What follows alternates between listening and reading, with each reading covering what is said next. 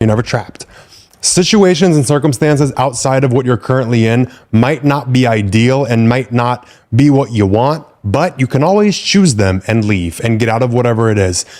I'm not saying it's easy. I'm not saying it's like going to be the best situation and it's not going to suck, because sometimes you only have shit or shittier for two options. But if the shit is forever and shittier ends, get the shittier out of the way. Do it even if it's worse, because it lets up and there's a whole different life after it. But the whole thing is to see and to remember, you are never stuck. Why do you feel stuck? Fully backtrack how you got to where you are. And the biggest thing with feeling stuck is, I went through this in my whole little like recent car accident with like my brunt with death and like almost dying.